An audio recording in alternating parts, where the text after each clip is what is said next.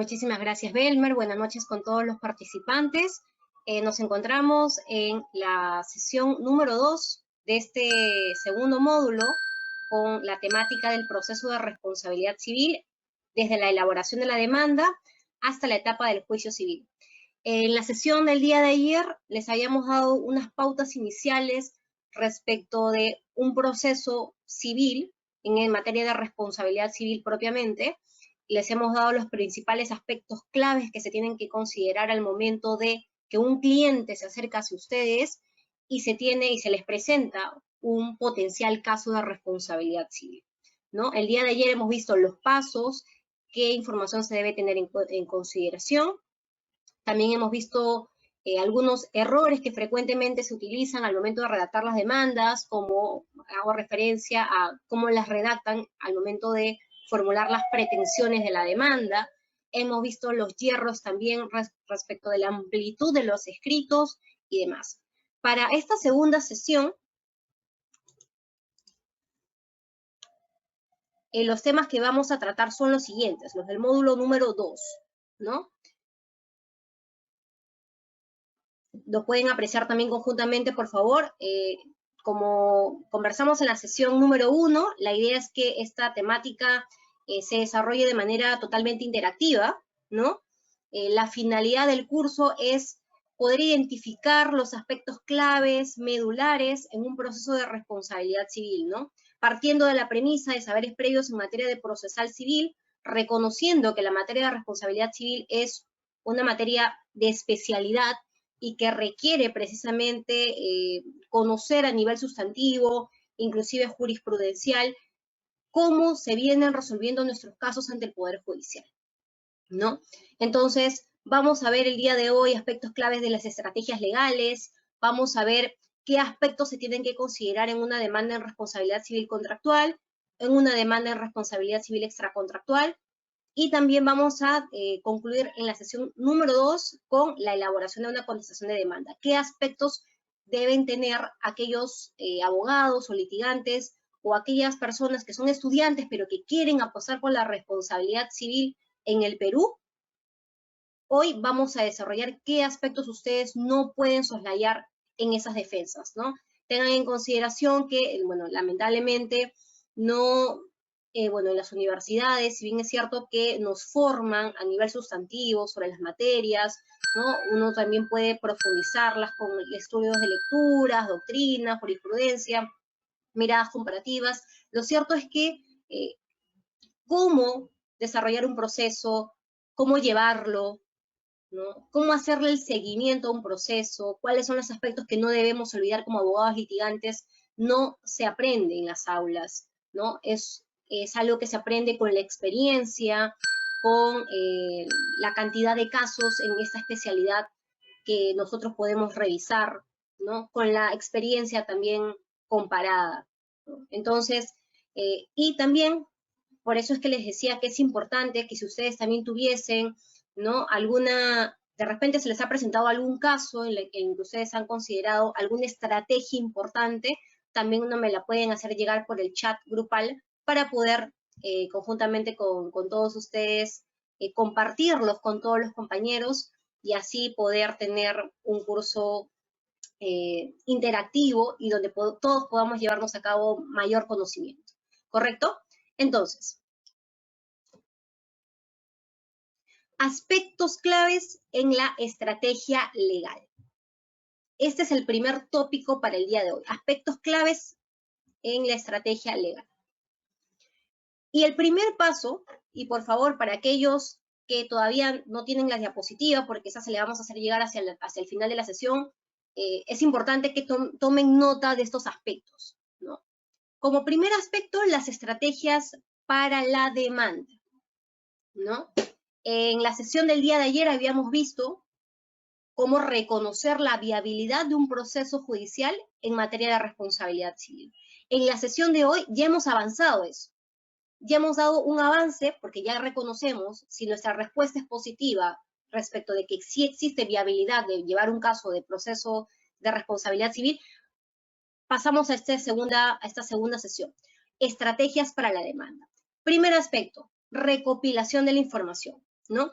Es importante tener toda la información del caso. Y cuando hago referencia a toda la información del caso, me refiero a toda aquella información que te reporte el cliente. Toda aquella información que ustedes le formulen de preguntas al cliente. Tercero, toda aquella información relacionada al caso, pero que quizás no es precisamente el problema o no es precisamente la pretensión. Porque si ustedes no tienen la información completa del panorama completo, el antes, el durante y el después, pueden llevarse algún problema en sede judicial, ¿no? Un testigo que no fue informado por la parte demandante, recordemos que nuestros clientes no necesariamente son abogados, no necesariamente son, digamos, si se terceriza mediante algún estudio, no son necesariamente empresas, ¿no? Pueden ser personas naturales, personas jurídicas, que requieren nuestros servicios especializados. Entonces, somos nosotros quienes tenemos que formularles las preguntas al cliente, ¿no? Si nosotros no preguntamos por alguna prueba, por alguna evidencia, entonces podemos tener muchos problemas de contingencias en un proceso civil. Entonces, recopilación de la información es toda la información, del antes, del durante, del después, vinculada directa o indirectamente al proceso. Teniendo toda esta información, ¿no?, recopilada, pasamos a este segundo paso, filtrar la evidencia sólida. ¿Por qué es importante filtrar la evidencia sólida? Es importante tener en consideración que no toda la información que hubiésemos recopilado es importante o es evidencia para el juez de la causa.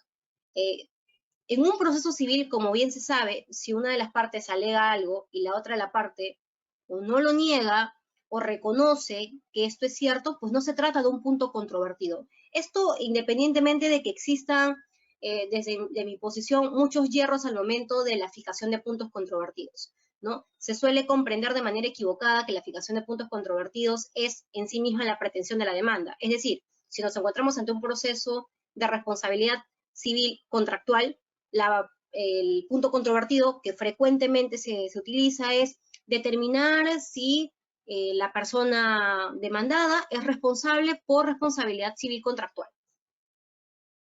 ¿Eso les parece un punto controvertido? De igual manera sucede si es que nos encontramos en el campo de la responsabilidad civil extracontractual. Determinar si el responsable demandado ha incurrido en un supuesto de responsabilidad civil extracontractual. Ese no es un punto controvertido, esa es la pretensión, ¿no? Para poder nosotros fijar un punto controvertido, tenemos que también seguir una secuencia de pasos que le permitan al juez contestar si es que ha ocurrido o ha concurrido algunos elementos de la responsabilidad civil, si existe negligencia, si ha ocurrido un accidente de tránsito, y cómo se va a traducir en puntos controvertidos. Determinar la existencia de los elementos de la responsabilidad civil, determinar la existencia de los daños, determinar la cuantificación de los daños, y podemos ser inclusive más detallistas con los puntos controvertidos. Entonces, cuando hago referencia a filtrar evidencia sólida, tenemos que enfocarnos en los puntos controvertidos como debieran resolverse, no como finalmente lo resuelve el juez de la causa. Entonces, de manera interna, ustedes tienen que formularse cuáles serían entonces los puntos controvertidos, proyectarse. Entonces, si los puntos controvertidos en mi proceso judicial van a ser 3, entonces yo sé que ya de cara a mi estrategia de demanda, tengo que filtrar información sólida que me permita contestar cada punto controvertido.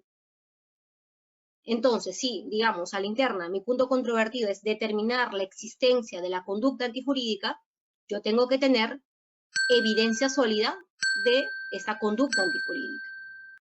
Si otro punto controvertido es determinar, digamos, el factor de atribución, entendido esto como dolo o culpa, ojo que esto también tiene sus variantes, dolo, culpa inexcusable, culpa leve, ¿no?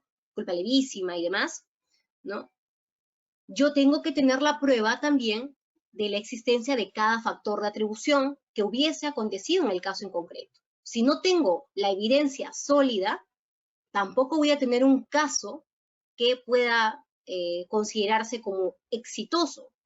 Y Recordemos que nosotros, en nuestra calidad de abogados, al momento de formular un informe, quizás un informe legal, donde planteamos nuestros honorarios, ¿no?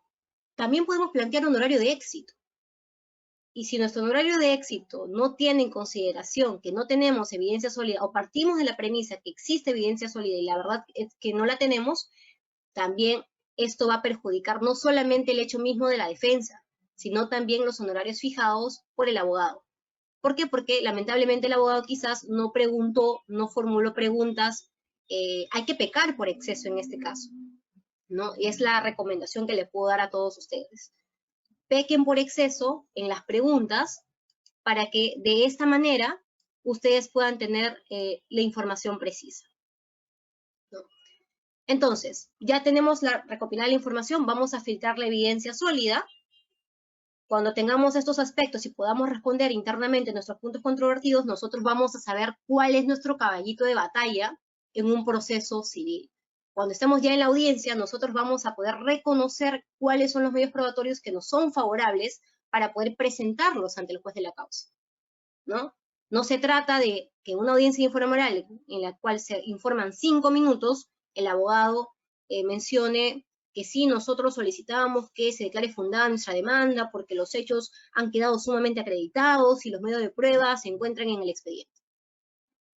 Lamentablemente existen muchos informes orales de esta manera. Ustedes tienen 5 minutos para poder explotar cada uno de sus argumentos, ¿no? Tanto a nivel de forma, de fondo, y sobre todo incidiendo en los puntos controvertidos y en los medios de prueba. Si ustedes hacen este match, puntos controvertidos, medios de prueba, consideren que han dado un gran avance respecto a su proceso judicial. Entonces, luego de filtrar la evidencia sólida, que ustedes ya saben que son sus medios de prueba, ¿no? Y con eso también van a dejar de lado, como les dije, o evitar en la medida de lo que sea posible información de alegaciones respecto de las cuales no se tiene la prueba. En algunos casos sí puede ser relevante si permite una secuencia ordenada de hechos, pero ya les permite a ustedes ir identificando y filtrando la información más importante. Sigamos avanzando entonces a este tercer paso, identificar al responsable. Como ustedes ya tienen la información del caso, ya tienen cuál es la evidencia sólida del proceso, ustedes ya van a poder reconocer quién o quiénes son los responsables del evento dañoso. ¿Por qué es importante identificar al responsable? Primero, porque ustedes en la sesión del día de ayer pudimos reconocer si un caso es viable o no para poder continuar con un proceso de indemnización por daños y perjuicios. Ustedes le han dicho al cliente, sí, reconozco que tu caso, de acuerdo a la información que me has comentado preliminarmente, sí es un caso de, sí es un proceso de responsabilidad civil viable. Podemos pelear. Podemos haber identificado inclusive preliminarmente al responsable, pero cuando yo hago referencia a, en esta etapa de estrategia para la demanda, identificar al responsable, me refiero no solamente al responsable como al autor directo, sino también como al autor indirecto. O de repente, si la persona que causó el daño es una persona natural y ustedes la identificaron al momento de los hechos, pero de repente esta persona estaba ejerciendo sus funciones para una empresa, entonces esta va a ser la oportunidad que tienen cada uno de ustedes para poder identificar quién puede asumir o a quién ustedes pueden trasladar la responsabilidad y que se haga responsable del resarcimiento de los daños y perjuicios ocasionados. Es importantísimo entonces, de cara a la estrategia de la demanda, identificar al responsable. No solamente porque van a saber quién va a poder asumir económicamente, sino sobre todo, ojo, por sobre todo, les va a permitir a ustedes identificar si económicamente es posible interponer una demanda por daños y perjuicios. Si económicamente ustedes van a poder obtener una respuesta en un proceso civil, ¿no? Luis, por ejemplo, pregunta, ¿el pecar en exceso sería un instrumento de ganar un caso? ¿No? Considero que, por ejemplo, en la parte de recopilación de la información, sí es importante pecar en exceso para que sean ustedes, como abogados especialistas en la materia, quienes puedan ir identificando qué información es importante. Recuerden que su cliente no necesariamente es abogado, su cliente no necesariamente conoce qué información ustedes necesitan. Son ustedes los que les tienen que formular las preguntas, pedir la información, enviar una suerte de listado de qué información ustedes necesitan para poder tener la información. Pueden pecar en exceso en este campo y ustedes ir filtrando y pasar a esta segunda parte de la estrategia para la demanda, filtrar evidencia sólida, ¿no? Como les digo, en la parte de filtrar evidencia sólida, si tienen que ser detallista en algunas cosas, dependiendo, si es por cronología del caso, lo pueden hacer. Y podría ser más que recomendable. Pero si pecamos en exceso en una audiencia de informe oral, definitivamente habremos empezado una audiencia explicando al juez de la causa, los hechos del caso son los siguientes. 5 minutos de hechos del caso, todavía no pasamos a la etapa siquiera del incumplimiento, porque quizás estamos explicando en qué momento se celebró el contrato, cuál era la prestación, cuál era la contraprestación, llegas a la fecha del evento dañoso, que vas a explicar, y el juez de la causa te dice, señor, usted tiene 30 segundos para culminar, porque ya se le vencieron sus 5 minutos. Entonces, la audiencia y el informe oral, más adelante también les voy a explicar, pero la audiencia y el informe oral es sumamente clave, y en ese aspecto no pueden pecar por exceso. Tienen que ser sumamente puntuales, ir directamente a los puntos controvertidos, ir directamente a los medios de prueba. Aprovechen esos 5 minutos al máximo para poder tener un caso sólido. Que el juez conozca que ustedes tienen un caso sólido, que ustedes están yendo a presentarle al juez de la causa un proceso que necesitan ustedes una correcta tutela jurisdiccional si son demandantes. Y si son demandados, más adelante también les voy a explicar, también desvirtuar cada uno de los argumentos de la otra parte. Gracias, Luis, por tu pregunta. No.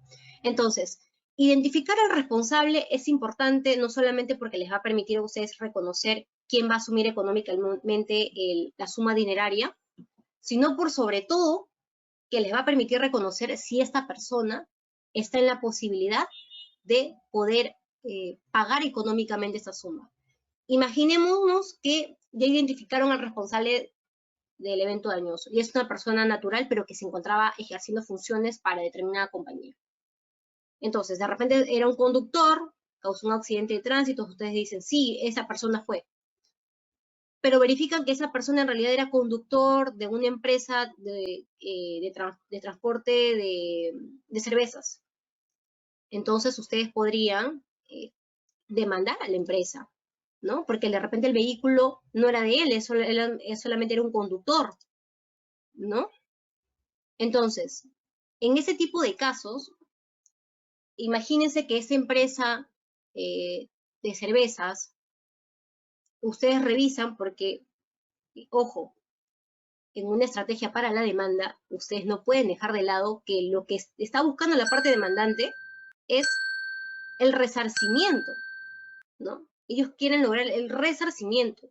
Pero ¿qué pasa si esta empresa que ustedes ya identificaron como responsable, e inclusive el trabajador, no tienen económicamente cómo solventar? Es más, probablemente se encuentren en una suerte de liquidación. ¿Podría ser viable un proceso como tal? Entonces, ustedes tienen que plantearle al cliente, al momento de formular sus estrategias para la demanda, la viabilidad del caso y la viabilidad sobre todo de ganar o no ganar el caso, ¿no? Por ejemplo, aquí Robert menciona, ¿no? A propósito de la identificación del responsable. Si se trata de un ministerio, ¿no? Si se precisa el nombre del ministro actual como responsable o el ministro de la fecha en la que se realizó la afectación, ¿no? Podría ser, te comento, Robert, que, y me voy a trasladar a otro tipo de casos, ¿no? Personas jurídicas. Sucede que con las personas jurídicas se tiene que revisar siempre la Ley General de Sociedades. Sé que no es el tema del día de hoy, voy a hacer un breve paréntesis para responder la pregunta de Robert. Pero a veces pasa, Robert, que uno interpone una demanda y dice, interpongo una demanda contra la empresa Consultores y Asociados B, pero en lugar de decir contra Consultores y Asociados, dice contra contra Juan, porque, digamos, Juan es, digamos que es el gerente o quizás es un apoderado legal, contra Juan de la empresa tal. ¿Qué ocurre? Ahí puede suceder que el juez de la causa entienda que estás haciendo referencia a la persona jurídica. Pero, si yo fuese la otra parte, yo señalaría que hay un supuesto de excepción entendido por una suerte de legitimación pasiva. ¿Por qué? Porque en este caso, ¿estás demandando a la empresa o estás demandando al apoderado como tal o al gerente como tal? ¿No? Entonces, va a depender mucho de qué tipo de